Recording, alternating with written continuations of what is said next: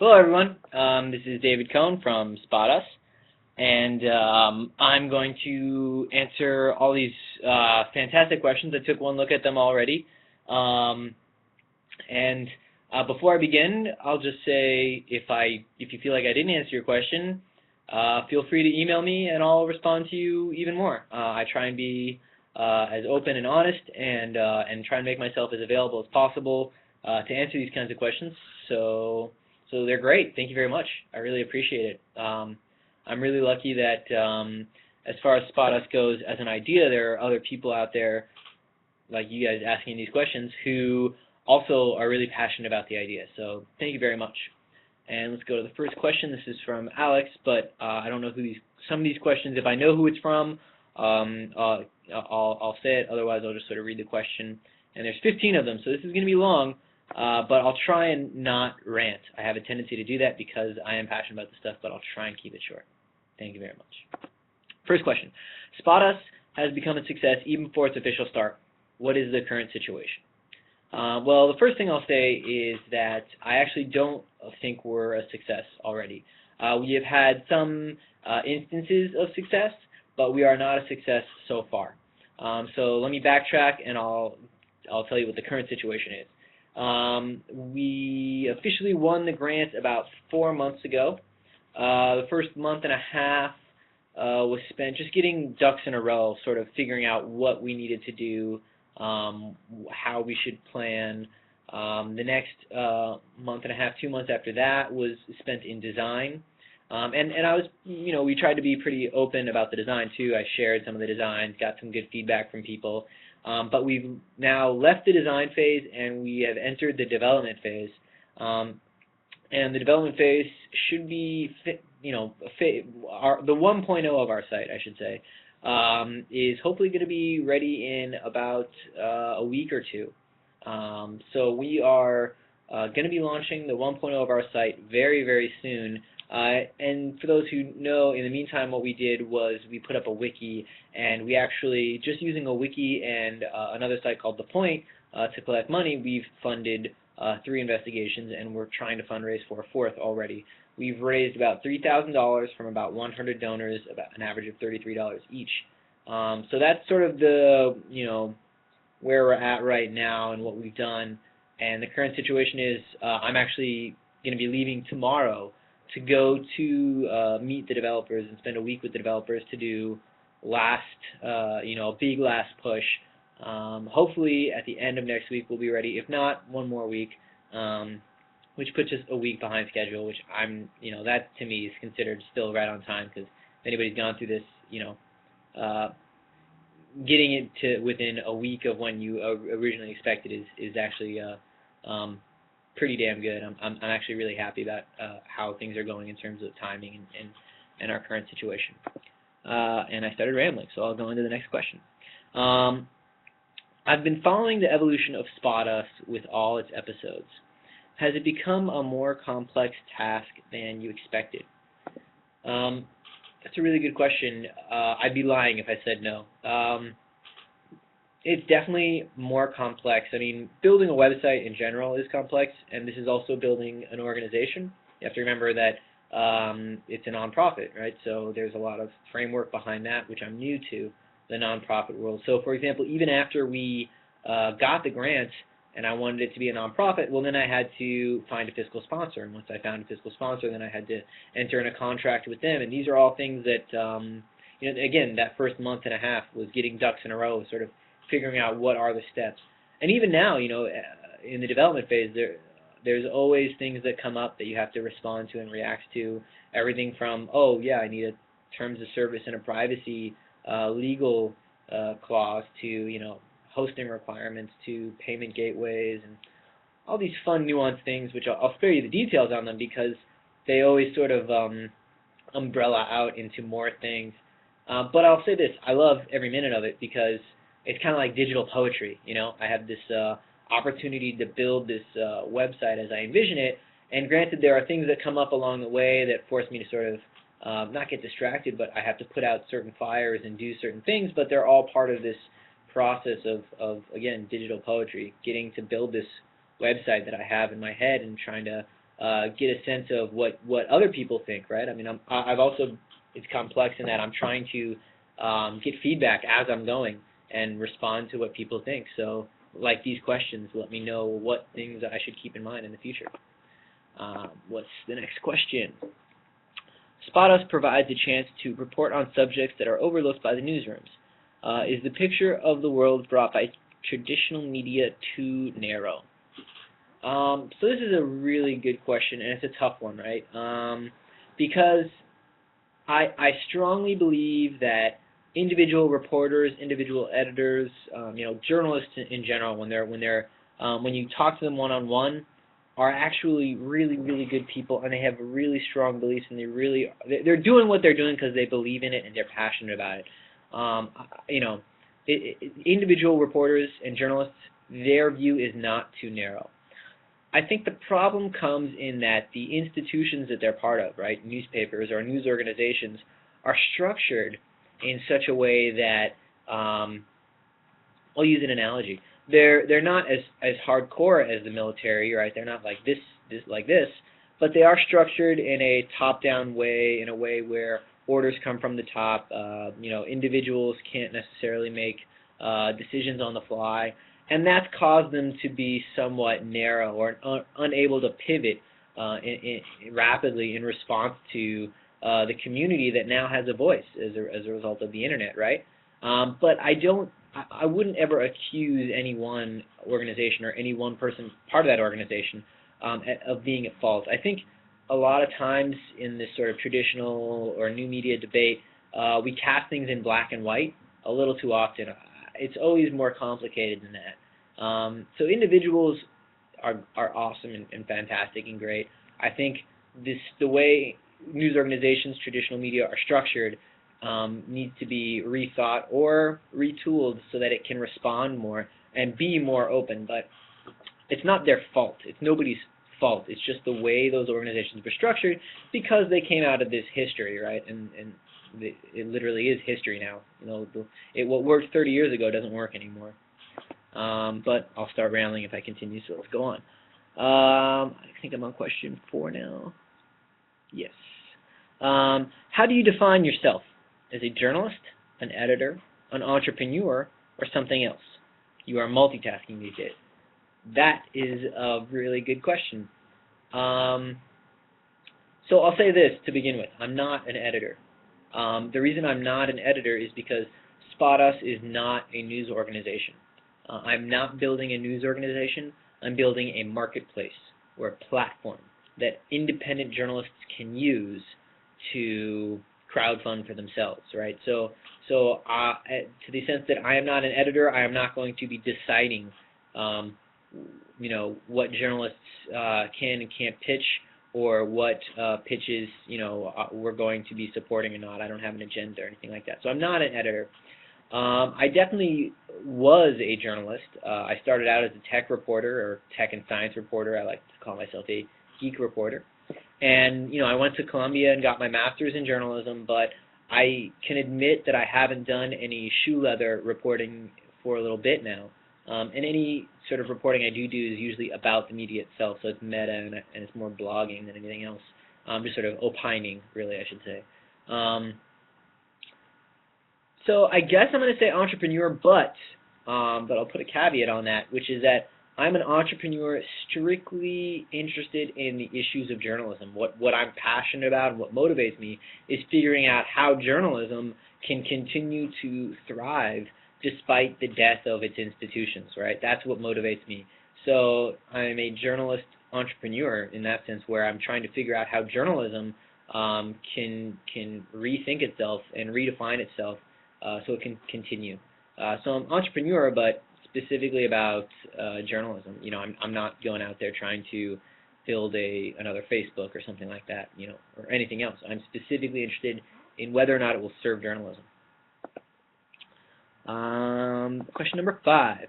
How has your perspective on journalism as a business and as a service, or as a process, as you like to say, changed since the beginning of SotUs? So this is a really good question, and it's a little tough because I've been working on SotUs as an idea for a little over a year, although as I mentioned, it's only been a reality for about 4 months. But I'll say this, I often try and take different phrases and sort of zen out on them or meditate on them, and the one that you referred to in that question is, I would often say journalism is a process, not a product. And I meditated on that for a long time. That used to be the sort of catch line to my blog. I changed that to communication is key, just for right now. But I have a new phrase actually, or something else that I've sort of been trying to sit on and contemplate, which is that community organizing is media. And this is fairly recent as something I've been thinking about. But the way of explaining it is, maybe in the 1960s, community organizing meant gathering a bunch of people and picketing, right, and protesting. But now, young people, when they want to do community organizing, they create media. They create a YouTube video or something of that nature, or a Facebook cause, something like that. And I think more and more you look at successful citizen journalism projects, and they're usually led by civic leaders or community leaders who have taken responsibility and said, look, this is an issue of my community. How can I help benefit it? Well, I'll take it online and organize online by making media. And I think journalists need to figure out how they can play that community media role, if that makes sense, because community organizing is media. Something I've been thinking about, and that's been fairly recent. And the next one. Do you feel people are eager for long feature stories, investigative journalism, instead of the fluff we see every day in the news? Yes. The fluff isn't going to disappear, right? I think that speaks to something carnal in everybody, and so we're always going to have Britney Spears stories or O.J. Simpson stories or whatever, but people have very serious information needs, right? And this goes back to journalism as a process, not a product. People have information needs, and that's what journalism should be, serving the information needs of people. It's not producing a newspaper. Newspaper is a product. That's a packaged product that's delivered to your door. But what journalism does is it informs people. And I think people will always want information, especially about their local communities. And as long as we are tied to geographic locations, we're going to want to know what's going on in our geographic location. So that's not going to disappear. And I think people want in-depth stuff. I don't think that's going to go anywhere. Next. Do you feel people are eager? Oh, sorry, I just read that one. This one comes from somebody named Nuno Loriero. I hope I didn't butcher that. And the question is, in which way do you think that projects like SotUs can contribute to change the communication paradigm in the near future regarding technological democracy and having an account the ultimate objective of total independence towards corporate media? Ooh, wow, that's a huge question. Wow. So I'll say this. SotUs is an experiment. Like I said in the first thing, I don't want to say that we are a success already. We're an experiment. I'm not sure what's going to happen, but that's what's exciting about it. And that is how SotUs can contribute. I'm looking at the question again. That's how SotUs can contribute to change the communication paradigm in the near future, by being an experiment and pushing the boundaries. I think we're in a position now where well, I'll go back to another question, right? I believe in ensuring that what journalism traditionally did continues despite the death of its institutions. So that's the goal. Make sure journalism continues to play the role that it always had of informing communities. But we have to acknowledge that the old ways are no longer working. That said, we need to find what the new ways are. And I never want to say that the new way is SotUs, right? Because it's an experiment. But we need as many experiments as possible. Is SotUs going to be the silver bullet? I could never sell that right now because I don't know. But I do think that SotUs is going to be an exciting experiment that a lot of people are watching. And we need as many experiments as possible, and we also need people to be learning from each other. This is why I am trying to be as open and transparent about my process, because I want to learn from other people, and I want other people to learn from what I'm doing. Somebody else may take a SotUs and pivot it a little bit, and find out that that's the right way to do things, and that'd be fantastic. And you say here in the question, the ultimate objective of total independence towards corporate media. I do think there are a lot of issues with corporate media, and I do think that democratizing the media more and more is definitely the way to go, but we're not sure what the right way is. And SotUs is one, test at trying to figure that out, and we'll see what happens. But as long as we're learning from each other, I think that's the important thing. The next question is from Vera, and the question is, I'd like to ask Dave how open he is to the possibility of SotUs expanding to other regions and other countries, and how hard he thinks that would be. Fantastic question. Whether I'm open to expanding to other regions? Yes. In fact, that is my intention. But the second part of that question is, of course, the real question. How hard do I think that would be? I don't know how hard that'll be. I'll tell you what my plan is right now. So I'm launching in the San Francisco Bay Area because I want to support local journalism, and this is a good market to test this in. And I want to find out whether or not this is feasible, this idea of community-funded reporting. If it is, then I'm going to be expanding to another city.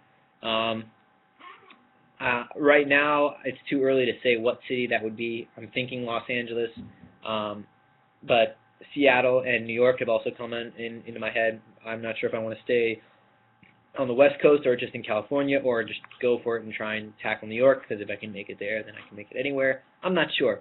I have talked to people in other countries, people in Africa, people in South America, people in Europe, who have asked whether or not this could make it international into other countries.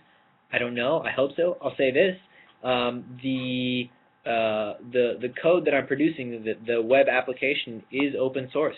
So if you want to use it and start it in your own country, or your own city, I would be so happy and honored. Right? I think that would be fantastic. I want people to take this.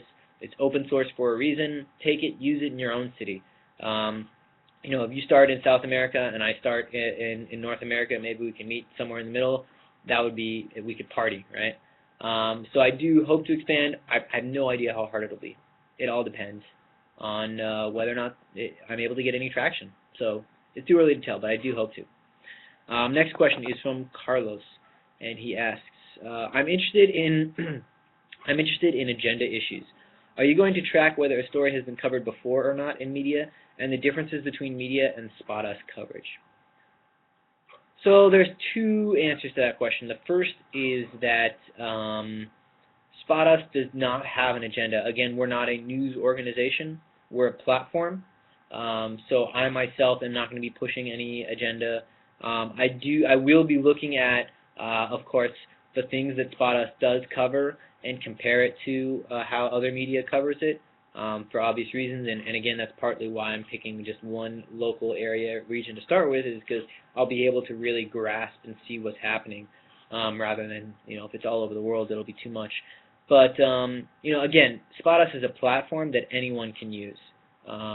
So there's no specific agenda, but I'm sure that also lends itself to a question later on about what if somebody does have an advocate, you know, agenda issue, blah, blah, blah. We'll get to that later. Next question.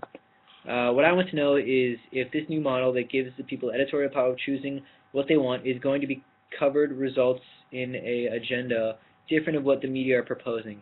If there is a gap between what the newspapers are giving and what the people want to know, and if SotUs fills this gap. I hope so, and I'll give two analogies to sort of explain this. The first one is that it does give a new sense of editorial power to the public, and I've said that before, but what does that mean? So this is an analogy from Hal Plotkin, who has a site called Real Changes, REELchanges.org, and they're actually my fiscal sponsors, but this is his analogy and I like it. If you walked into a restaurant and the waiter told you what you were going to eat for dinner, you'd walk right out, right? That's crappy service, right? The waiter's going to tell me what I'm having for dinner? Yeah, right. But that's the way news has traditionally been served. And again, it's not anybody's fault. That's because you look at it historically, we came out of a time where it was top-down communication. So that made sense. Here's your news. Here's what's important to you. But I hope SotUs is able to sort of shift that and say, look, the public now can order off of a menu, so to speak, to extend the analogy. I can order off of a menu. Here's the journalism I want. I want to know about the creek by my river, and I want to know about the, you know, the school that my kid is in. I don't care about this other stuff over here. That's not the media that I support. This is the media I support. And someone else will support that media too, because it all takes all kinds, right? Another way of explaining this is that traditionally, 0.001% of the population determined the news agenda, and they were called editors. And the reason they were able to determine the news agenda is because they were the only ones with a freelance budget. And SotUs is trying to say, look, the public has a freelance budget. If you can do the community organizing around a specific issue, you can get a freelance budget to determine for yourself what should be covered. So I do hope that that's what SotUs does. The next question comes from Paolo, and he asks if journalists in a project like this could be hired in a full-time basis. To which I add, who can pitch and work for or with SotUs?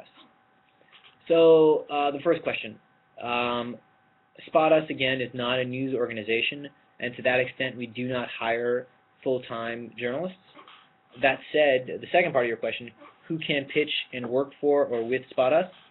Anyone, right? We do not determine, we do not define who is and isn't a journalist, right? So if you are a recent, a recent graduate of a school, of a journalism school, or you're a 10-year journalism veteran, both can create a pitch, right? The recent journalism student might have to ask for less money, or because they can't justify as much as the 10-year veteran, but maybe they'll ask for less that first pitch, and then the second pitch they'll ask a little bit more because they're a little bit more seasoned, and in 10 years they can ask for just as much as the other journalists. But it is an open platform.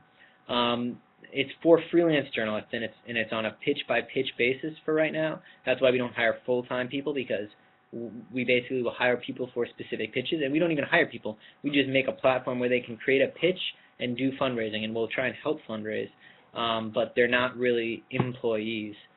Maybe in the future that's a possibility, but to begin with, we are not a news organization. We don't have employees, but we do encourage everybody to create a pitch. Anybody that wants to do this professionally, right? If you create a pitch and the pitch has a certain monetary value, that means you're going to be working professionally as a journalist. So that's the only real criteria. Next question comes from Laura Oliver. Oh, hi Laura. How aware are the offline community about SotUs' activity, and do you have any plans for how to market the project further? That's a really good question. And this also goes back to is SotUs becoming more complex than you originally thought? Because, as a journalist, we try and poo-poo marketing, but it's actually a really important aspect of everything. And so there's two marketing strategies. The first one is sort of traditional marketing, and we are working with a marketing firm called Stage 2 Consulting, and they're absolutely awesome because they're helping us out pro bono. They're fantastic, and I'm really excited about working with them. In fact, they're old friends, but they'll be helping with sort of some of the traditional marketing, and they're also helping in terms of advising me in how to move forward. The less traditional, or what I would call more grassroots marketing, is really about community organizing again. So for example, the SF Election Truthiness campaign, where we raised $2,500 from 74 different people who gave an average of $33 each. If I were to do that next year, first thing I would do is approach the League of Women Voters, right? Because they have a Bay Area constituency, and say, hey, will you help me fundraise for this? They would help market this, right? They already have a community of people. Let's just say they have 2,000 people in the Bay Area. I made that number up, but let's just say, and 10% or 200 of them donated $10 each. That's $2,000. So marketing. It's not really about marketing, but partnering with people that already have communities organized and saying, look, you are a community. You have a vested interest in something. You want something covered by a professional journalist. What is it? Let's find out what it is and how a professional journalist can cover it. Next question. One of the fundamentals in your work is the concept of democracy applied to journalism, of the crowd taking control. Wasn't journalism democratic, nor did it work for common good before? The second part, something maybe got lost in translation. Wasn't journalism democratic? I think journalism before was not democratic. It did have a top-down structure. The editor at the top determined the news agenda. But the second part of that, did it work for a common good before? Yes. I think journalism did work for the common good before. That's what I want to continue to happen. I want journalism to work for the common good. And I hope that by democratizing journalism, it will continue to work for the common good. Next question. Question 13. Only 3 more left. Thank you very much for anybody who's staying and listening to me rant. How do you feel about all the reactions SotUs has been getting? There was a New York Times article And some raised suspicion about the risks associated with the crowdfunding. Do you think they were exaggerated?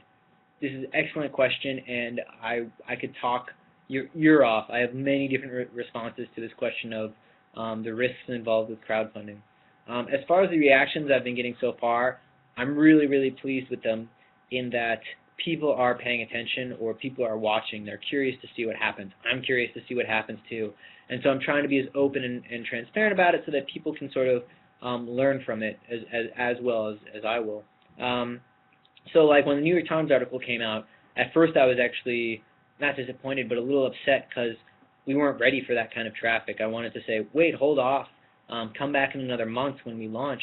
All you're looking at now is a wiki, right? They saw the wiki with a couple pitches on it that we were fundraising for, and it was good, but it wasn't where I wanted to be when I had a New York Times article. But I realized the reason why it's good that it came out is because people are watching this and sort of realizing that it's a long-form narrative. This is not a one-off event. This is something that is going to grow and build, and I want to invite as many people as possible to watch. Please watch. Watch and participate. That's the only way this is going to work. As far as raising concerns, I'll take the New York Times article. I just brought it up because this is a classic exaggeration of the problem of crowdfunding. So this is from the New York Times article.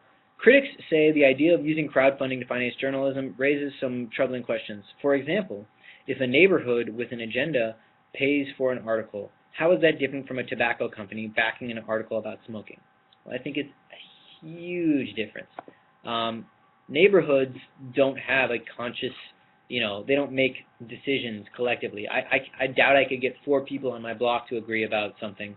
So if you have a neighborhood that agrees that something needs to be covered and are willing to give $10 each of their own hard-earned cash to investigate it, that says something. To me, that says that journalists should be looking at it. There's a lot of different responses. One of my first and favorite responses to this is to sort of, in a sense, agree. There's no such thing as clean money. I'll say that again. There's absolutely no such thing as clean money. It's a myth that newspapers' money is clean. Anybody who's worked in journalism knows the story of a publisher who killed an investigation because it would have threatened some advertising dollars, right? The difference, the only way to make your money as clean as possible, although it'll never be completely clean, is to be transparent. If you're transparent about where the money comes from, readers can make up their own decisions, their own minds. And then I'll also add that there are a couple different barriers that SotUs has in place to ensure that it's not ever going to be pure advocacy. One of them is that we limit how much a person can donate. If somebody has $2,000, that's great. They can't use my site to donate $2,000 towards a story. They have to do that somewhere else. I limit how much people can donate. Also you need a journalist who is willing to put their professional reputation on the line. Also, SotUs adds an independent fact-checking editor who gets paid 10% of the money they raise, but to act as a fact-checker, that person has to be on board with it as well. So all these things have to align in order for some kind of devious, agenda-setting journalism to happen. Next question, 14. What is dead wrong with the journalism business today? Ooh, I think the dead-on part is a little strong. It makes me a little hesitant to say some things. I'll say this. This is the one thing I think is dead wrong. News organizations strongly need to rethink their relationship with the Associated Press, period. I do feel confident in that. I've said that over a year ago and took some flack, but now it's actually reached a head, and I think a lot of people realize that newspapers need to rethink their relationship with the Associated Press. It adds little value, it costs a lot of money, and people don't really like it. It doesn't really do anything. There are a lot of other things that I think are wrong about journalism industry, dead wrong, I don't know. Things like, news organizations do need to accept that community organizing is media. They need to realize that linking out is good. Linking is an editorial service. Aggregation is creation, things like that. But I wouldn't say we're dead wrong about it. I think we still have to learn some lessons there. And the last one, again, thank you for anybody who is still listening to me rant and ramble about these things. I'm really passionate about this, and I want to be open about it. 15. What kind of advice would you give to young journalists and entrepreneurs? It's a really good question. So there's two things that come to mind. First one, be passionate. Absolutely, you have to be passionate about this. If you're not, you're gonna hate it. You're gonna hate life. You have to really, really want this. If you don't, find something else you really, really want. If it's not journalism, that's fine. But if it is journalism, make sure you're really passionate about it and find a reason why. Meditate on it. But the second thing is more for the entrepreneurs, although it's for journalists as well. Start small, start realistic, and iterate. Right? And this is I follow this as well. I started with a wiki, right? That's really cheap and really easy, and then I expanded from there. So maybe you want to start a new beat. You want to cover a certain topic. Don't spend $50,000 building a Drupal-based website or something like that. Spend $20 and build a WordPress, right? And start with WordPress and find out if the idea has legs. And if it does, great. Run with it. Take it one step further. But what's great about right now is that the tools are so available and so cheap that you can find out whether or not your idea has legs. So figure out what you want to do and then find the path of least resistance to try it. And try it in as open a way as possible. If you're going to try it, you have to be open. You can't try it and hide it, right? Don't worry about people stealing your ideas. It's not going to happen, and if it does, that person's not going to implement it as well because they're not passionate. They're just looking to steal ideas. That person's not passionate. You're passionate. So you implement your idea. Do it in as open and honest a way as possible. Start a conversation with people like I'm doing right now. Do it with whatever free and cheap tools there are, and continue, right? I'll also add this. Community organizing or communication trumps technology any day of the week. You can spend $100,000 building out some, technological infrastructure, some platform, but if people aren't there using it, guess what? You've wasted $100,000. Community trumps technology any day of the week. You have to really, really want to, I don't want to say be social, but be willing to try and evangelize what you're working on and build a community around it. Find other people who support you and believe in you or are trying their own things so that you can support and believe in them and have that kind of relationship because community trumps technology.